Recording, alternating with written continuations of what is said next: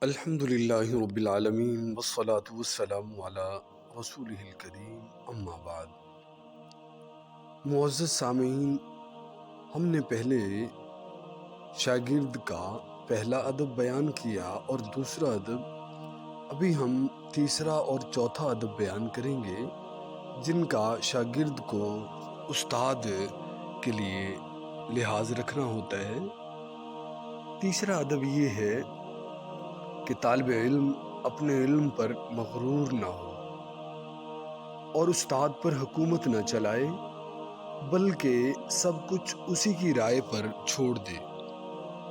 جو نصیحت وہ کرے اسے اس طرح قبول کرے جس طرح مریض شفیق اور حاذق حکیم کی، ڈاکٹر کی نصیحت سنتا اور قبول کرتا ہے۔ طالب علم کو یہ بھی چاہیے کہ وہ استاد کے ساتھ تواضع اور انکساری سے پیش آئے، مٹ کر پیش آئے، عاجزی کے ساتھ پیش آئے، اجر و ثواب کے جذبے سے اس کی خدمت بھی کرے۔ شعبی رحمہ اللہ تعالی روایت کرتے ہیں کہ ایک مرتبہ حضرت زید ابن ثابت رضی اللہ تعالی عنہ نے جنازہ کی نماز پڑھائی اور نماز سے فراغت کے بعد لوگوں نے سواری کے لیے خچر پیش کیا۔ حضرت ابن عباس رضی اللہ تعالیٰ عنہ تشریف لائے اور خچر کی لگام ہاتھ میں لے کر چلنے لگے۔ حضرت زید بن ثابت رضی اللہ تعالیٰ عنہ نے فرمایا، رسول اللہ صلی اللہ علیہ وآلہ وسلم کے چچا زاد بھائی، آپ لگام چھوڑ دیں۔ ابن عباس رضی اللہ تعالیٰ عنہ نے فرمایا کہ ہمیں یہی حکم ہوا ہے کہ اپنے بڑوں کی اور علماء کی تعظیم کریں۔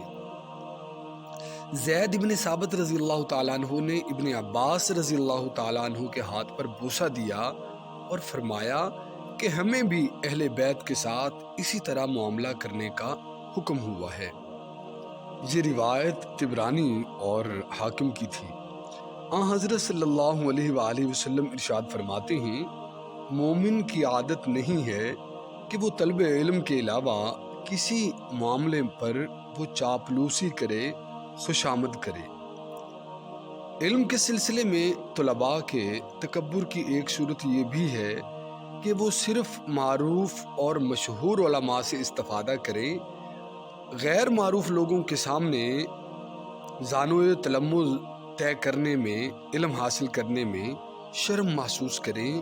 یہ ایک احمقانہ فعل ہے اور بری یہ خواہش اور عادت ہے، اس لیے کہ علم نجات اور سعادت اخروی کا ذریعہ ہے۔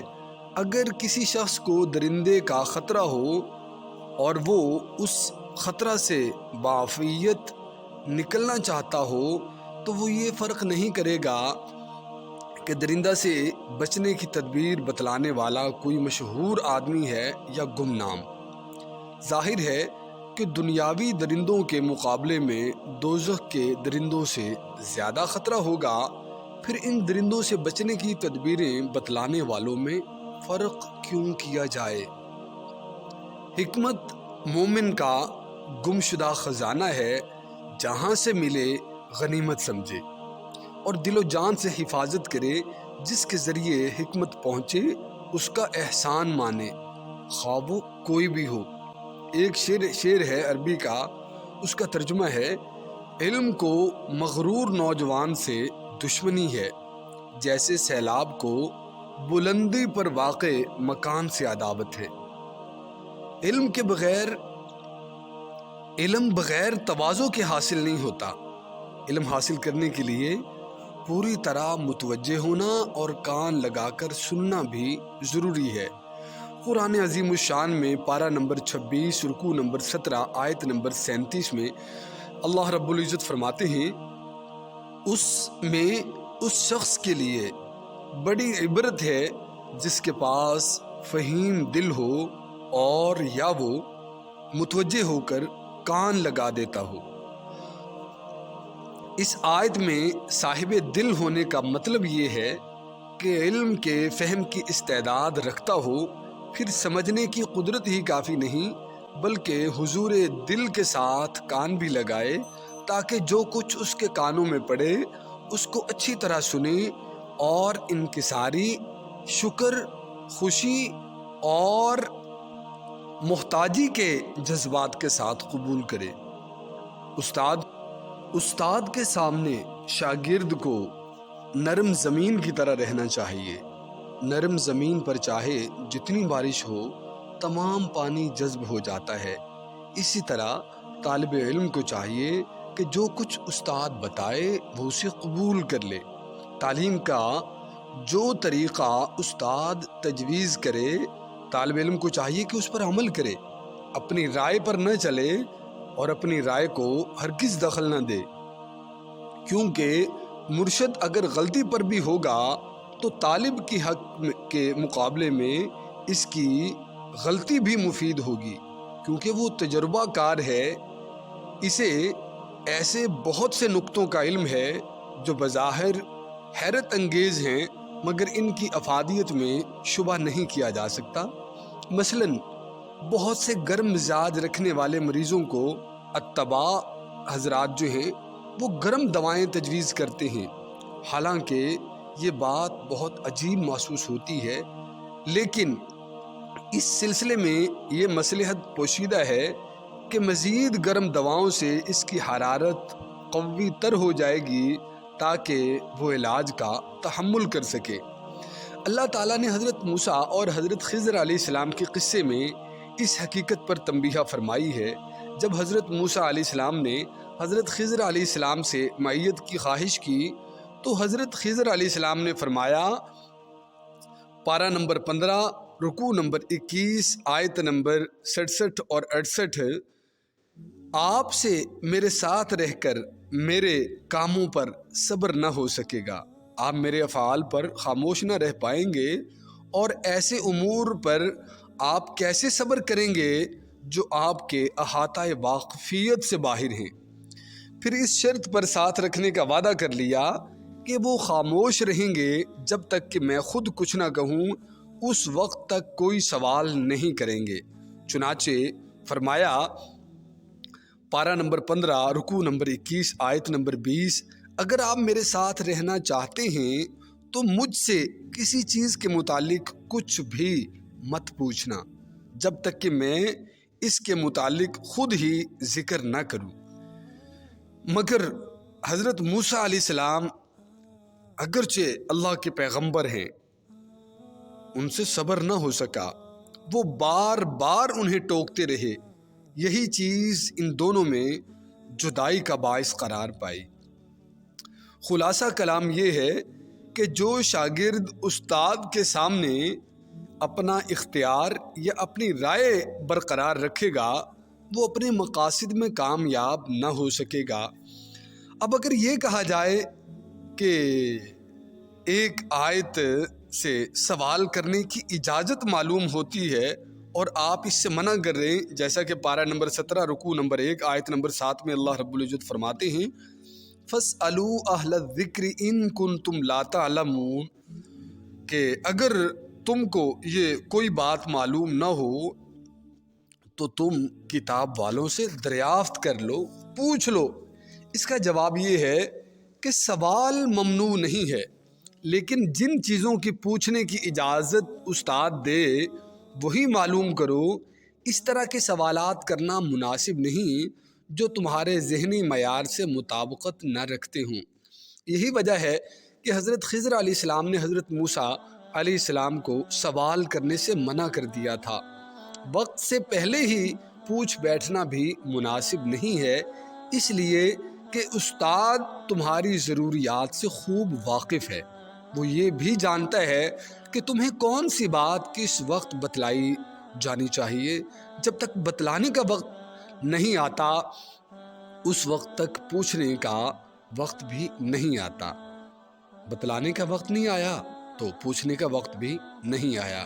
حضرت علی کرم اللہ وجہہ فرماتے ہیں، عالم کا حق یہ ہے کہ اس سے زیادہ سوالات مت کرو، جواب میں اسے تانے مت دو، جب وہ تھک جائے تو اصرار نہ کرو، جب وہ اٹھے تو اس کا دامن مت پکڑو، اس کے راز ظاہر مت کرو، اس کی مجلس میں کسی کی غیبت نہ کرو، نہ اس کی لغزش تلاش کرو، اگر وہ لغزش کرے تو اس کا عذر قبول کرو۔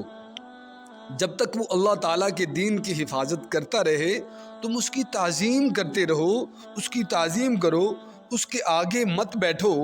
اگر وہ کوئی کام بتلائے تو اسے انجام دینے میں سبقت کرو۔ اور چوتھا ادب یہ ہے کہ طالب علم تعلیم کے ابتدائی مراحل میں اختلافی باتیں سننے سے پرہیز کرے۔ کچھ طلباء ابھی علم کو ہاتھ بھی نہیں لگاتے اور وہ جو مناظر ہیں ان کا انداز اور ویسی سوچ اور ان نکات پر وہ چاہتے ہیں کہ ہم سے بات کی جائے، ہمیں سمجھایا جائے، تو یہ غلط ہے۔ ان چیزوں سے پرہیز ضروری ہے، خواہ وہ علم دنیا کے حاصل کر رہا ہو یا آخرت کے علوم میں وہ غوطہ زن ہو۔ اس لیے کہ اختلافی مسائل سننے سے مبتدی طالب علم کا ذہن پریشان ہو جاتا ہے، عقل حیران ہو جاتی ہے اور وہ یہ محسوس کرنے لگتا ہے کہ شاید وہ اپنے مقصد میں کامیاب نہیں ہو سکے گا۔ بلکہ مناسب یہ ہے کہ ابتداً کوئی ایک اچھا طریقہ اختیار کر لے، اس کے بعد دوسرے مذاہب شبہات کا علم حاصل کرے۔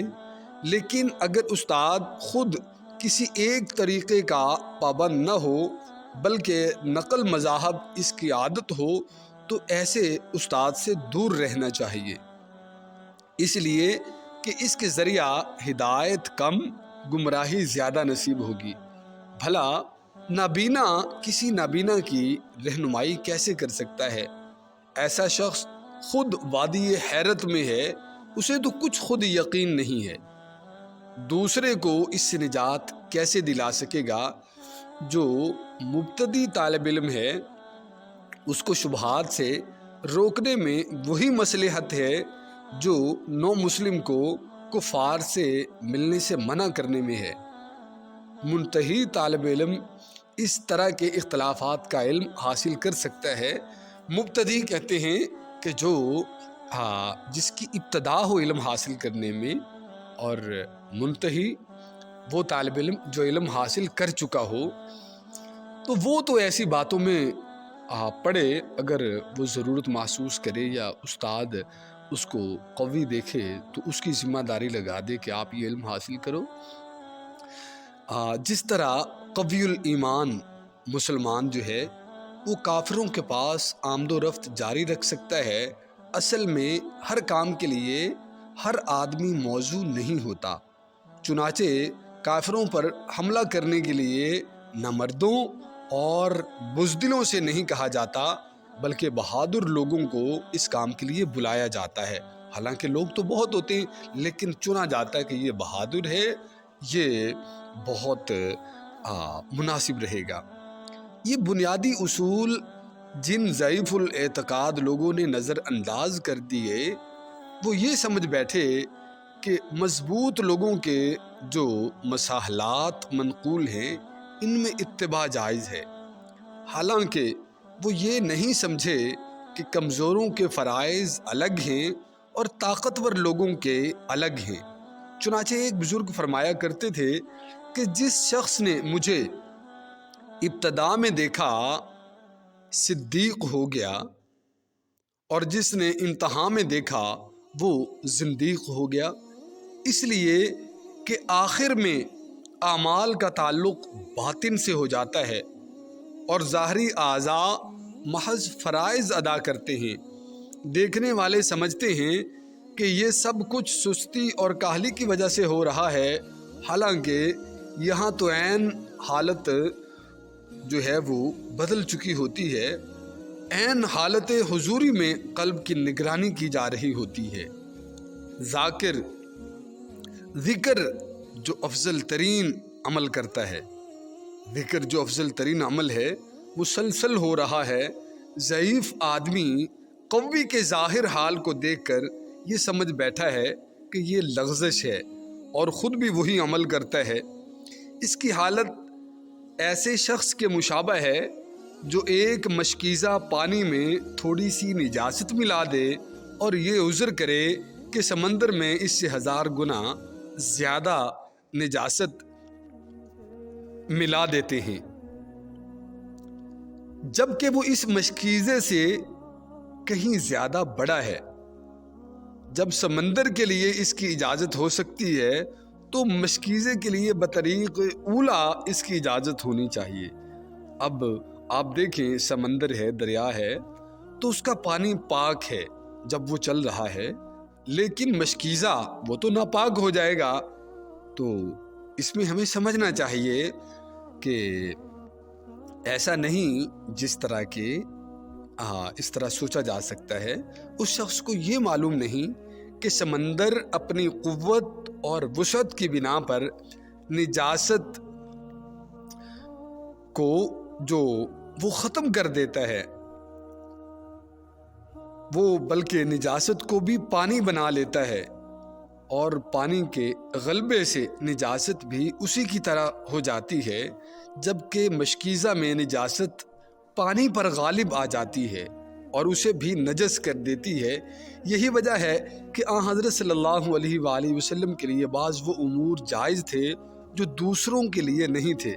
مثلا آپ کی 9 ازواج مطہرات تھیں، جیسا کہ بخاری و مسلم میں حضرت ابن عباس رضی اللہ تعالیٰ عنہ کی روایت سے ثابت ہوتا ہے، اس لیے کہ آپ میں اتنی قوت تھی کہ عورتوں میں عدل فرماتے تھے، چاہے ان کی تعداد زیادہ کیوں نہ ہو، جبکہ دوسرے لوگ 2-4 بیویوں میں بھی انصاف نہیں کر سکتے، بلکہ ان عورتوں کا نقصان انہیں لاحق ہوگا۔ وہ اپنی بیویوں کی رضا جوئی میں خدا کی نافرمانی کرنے پر مجبور ہوں گے۔ اللہ رب العزت سے دعا ہے کہ اللہ رب العزت طالب علم کو ہدایت نصیب فرمائے، اور اللہ رب العزت